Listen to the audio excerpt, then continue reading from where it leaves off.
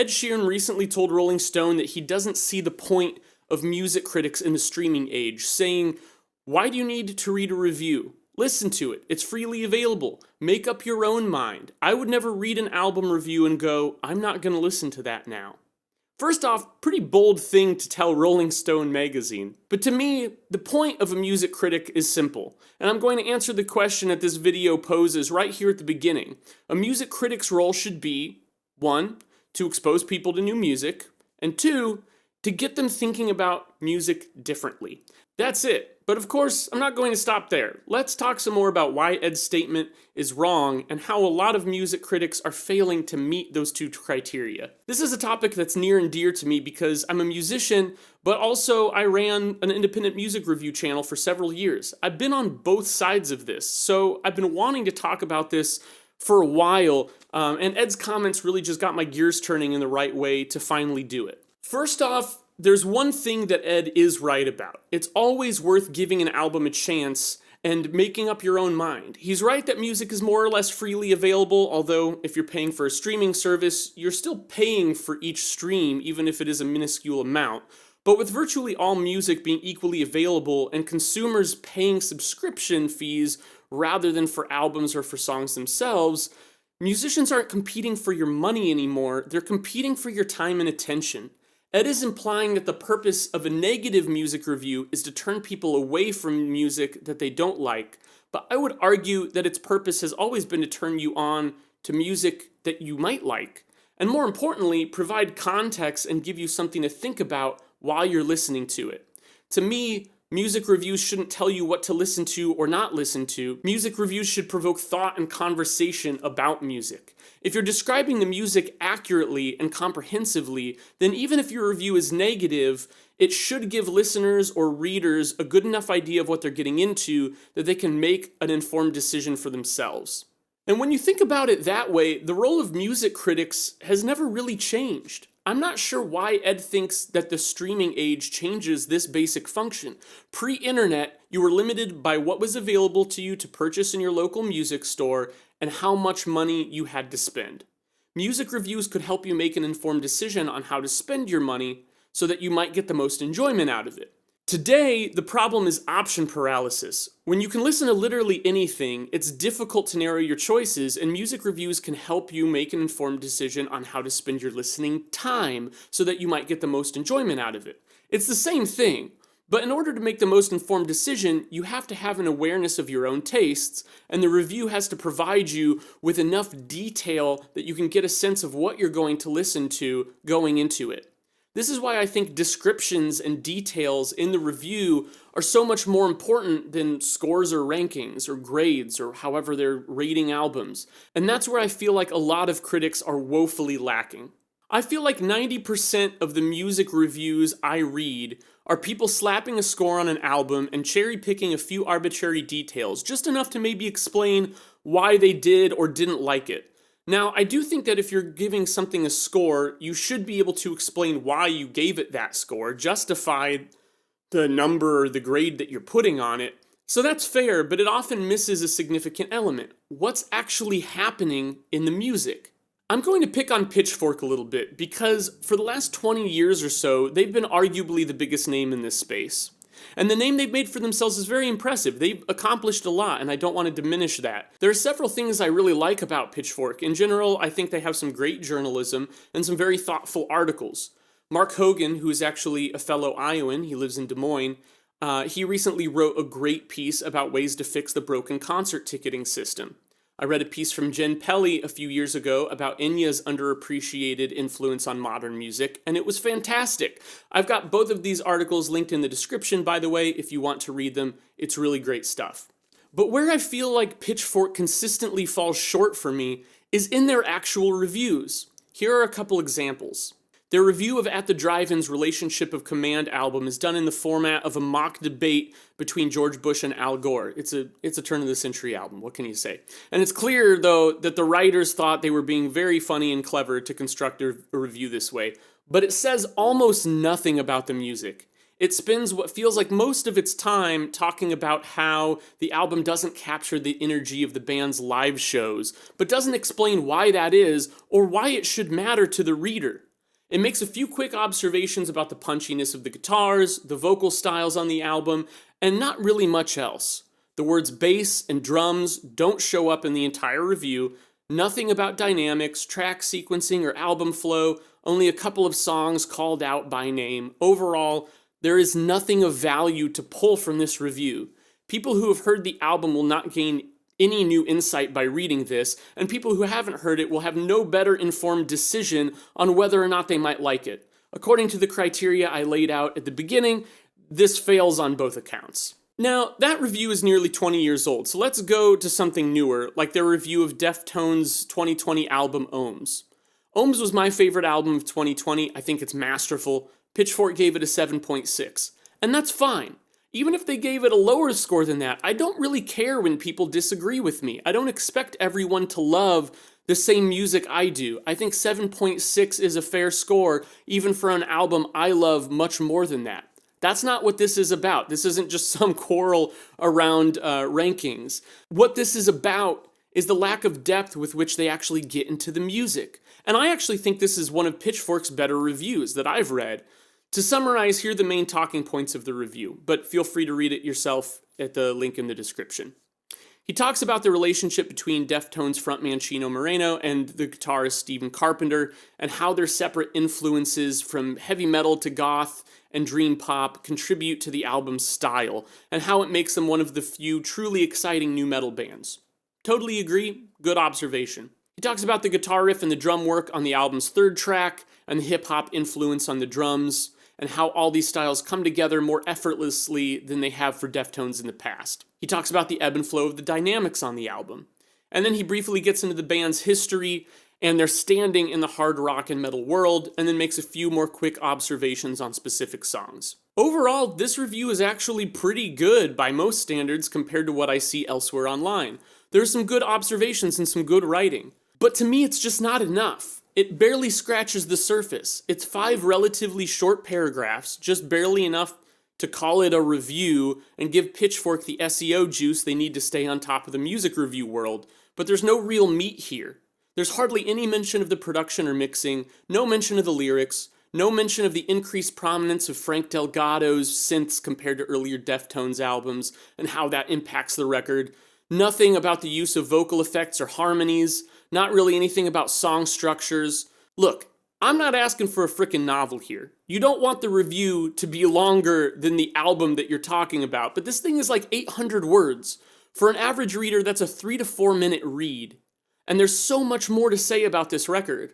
I'm not looking for someone to dig into the chord progression on every single track, but if I read an album review, I expect the following things to be discussed at a minimum: songwriting and composition, production and mixing, lyrics, if the album has lyrics, and honestly, usually I don't really care that much about lyrics, but if they're there, talk about them.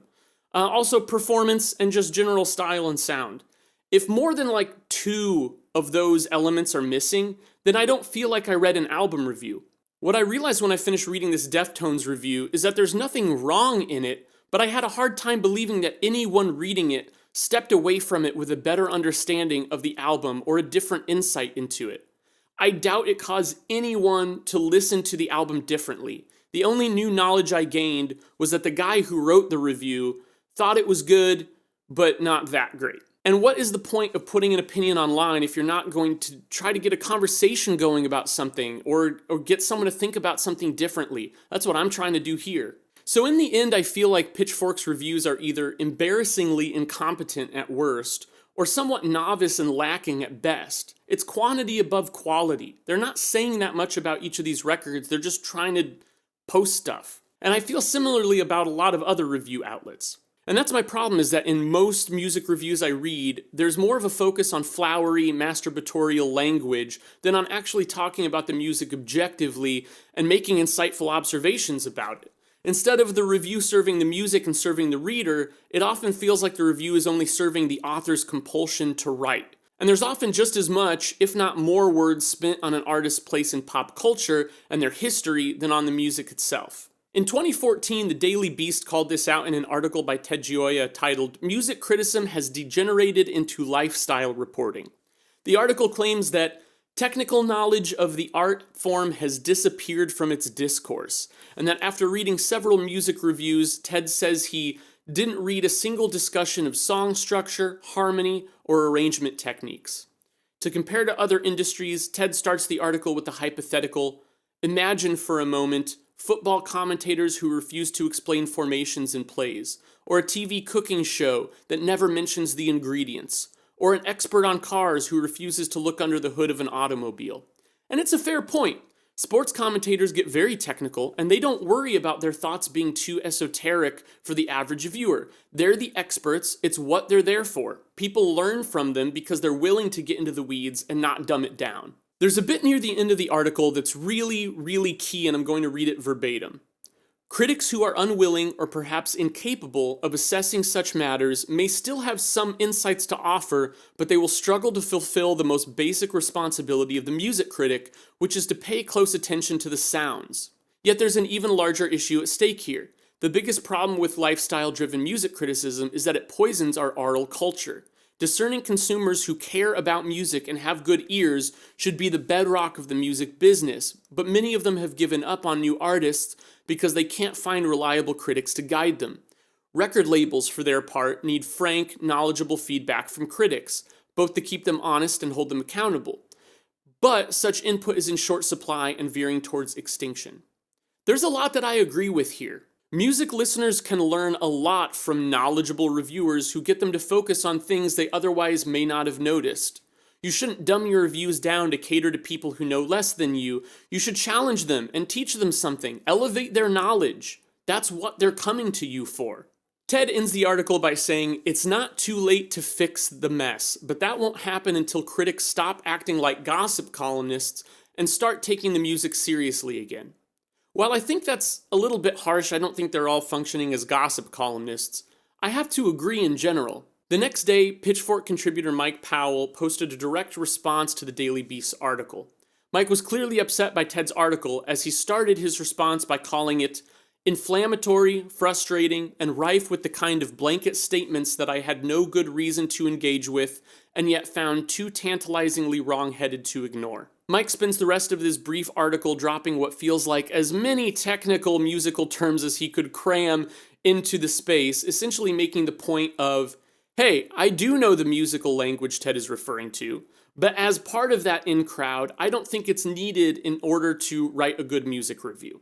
In general, I appreciate his spirit of anti-elitism, and I agree with another of his points that people with this knowledge sometimes wield their expertise like a weapon, using it to be condescending rather than enlightening. The problem I have with Pitchfork's response to this is that it feels like a hot-headed cop-out. I don't know if Mike Powell is speaking on behalf of all Pitchfork contributors in that article, but considering they let him publish it there, it comes off sounding like Pitchfork is saying, of course we know all the musical terms, we just choose not to use them because that would make us sound like snobby assholes. Then do it in a way that doesn't make you sound like a snobby asshole. It's not that hard. They're just making excuses for their own laziness. There are only a few ways to interpret this attitude and this general lack of technical detail in music reviews. Either publications like Pitchfork truly think that talking about music more technically is condescending and elitist, or they avoid it because they think it will lose them readers, or their writers just can't do it. I have trouble believing it's the first two though, and that's because of some of my favorite YouTubers. People like Rick Beato, Michael Palmisano, Adam Neely, and Andrew Huang. These guys are incredibly technical, but they're not condescending at all, and their channels are very successful. People love them. You can see all kinds of comments on their videos about how people love learning from them. Music reviewers could be in a similar position to enlighten people, but often they don't. Stereogum does a great series called In Theory that digs into the music theory behind popular songs, and that's great too. That's another example of this. They're doing a great job. More of that, please, and more of that baked into actual reviews, not as its own separate series. Talk about that stuff when you're talking about the album. YouTube has gotten big in the music reviewing world too, and I like that format because you get to know the reviewer's personality so much more. If you have zero context in the reviewer's personality, their musical history, their tastes and biases and preferences, then you're missing a significant piece of information because you have no lens through which to understand their opinions. For example, I may not always agree with Anthony Fantano, but I've watched enough of his reviews that I have an idea of what he likes and what he values in music. So even if he doesn't like something, by hearing him explain why he doesn't like it, it usually gives me enough information to know whether or not I would like it. He doesn't waste half the review talking through the artist's entire history or their place in pop culture, only the parts that are relevant. I don't get this from other music review sites where I know nothing about the name that shows up in the byline. It's just a faceless name on a site that may have 5 other contributors or 50 other contributors. I don't know. But I also find myself holding these faceless organizations to a higher standard because they often have more resources, they feel like more of a business, and I expect a higher level of professionalism. So when Pitchfork posts an album review that's just a video of a monkey peeing it into its own mouth, like they did for that Jet album, for example, it turns me off much more than when Fantano or someone like him posts a review that's just him eating lunch, to be snarky. Maybe that's not fair of me, but for Fantano, that's part of his personality and personal brand. For Pitchfork, I'm not willing to give them that slack because they're a bigger organization and they don't have a personality because they're not a person. They're made up of a lot of people whose personalities I know nothing about and whose musical tastes and biases I know nothing about. They may have a brand, but I don't really know what that is because it's an amalgam of so many disparate voices. Honestly, they can't even agree with themselves. In 1999, when Nine Inch Nails' album The Fragile was released, one writer at Pitchfork gave it a 2.0, while in 2017, when it was re-released, a different writer gave it an 8.7. So I know how these two writers feel about that album, but I don't know how Pitchfork as a publication feels about it, because they don't have a unified voice or any discernible, consistent standards through which they review music. If it feels like I'm picking on Pitchfork a bit too much or spending way too much time rambling about these nuances, it's because this conversation is what is the point of music critics? And to me, this level of detail and the experiences that we as readers or viewers have with the critics is the whole point of it. This is exactly why my friend Jake and I started Velocities in Music in 2010. We realized that the conversations we were having about the music we were listening to were way more musical than the music reviews we saw online. It was our attempt to be the change we wanted to see in the world. And while we weren't super consistent and never reached the level that the Pitchforks or Anthony Fantanos of the world have, we set a standard for ourselves and we stuck to it. And that standard was always to give the music a fair chance, be able to describe the music, be able to explain what we liked and what we didn't like about it, and be transparent about our preferences and biases. But we also wanted to be more utilitarian about our reviews. We wanted to describe the music in technical terms while also explaining those technical terms in an attempt to demystify and make it more accessible to the layperson, while also making it more conversational and informative. And that resonated with a lot of people. I'm not trying to toot my own horn here. Like I said, we weren't super successful or anything, but I still stand by the values and approach we set forth on that channel, and I don't understand why more mainstream music publications don't adopt that mindset. So, to Ed Sheeran, I say that music reviewers still play an important role in our culture, but they could play an even bigger role if we held them to a higher standard, the same way we should hold our musicians to a high standard. And I don't think technology has changed that role fundamentally. But while I don't like people being cynical about music, I also try not to be cynical about music criticism, which I realize I may be doing a little bit here. If you don't want to read or watch reviews, then don't. But everyone has the right to talk about music and share their opinions, and even if I think someone doesn't do a great job of it, I still defend their right to do it and encourage them to keep doing it, just like I would for a musician whose music I don't care for. For a music journalist, their writing is their art, and I respect that. But it also means that if you're going to dish out criticism on someone's music, then you also need to be able to take the criticism that someone else might give you about your writing. And in the same vein, I should be able to take criticism about my videos. So what do you think? What's your criticism of my criticism about the criticism around music criticism? Leave a comment and feel free to disagree with me. Starting a discussion is exactly what this is all about. Thanks for watching.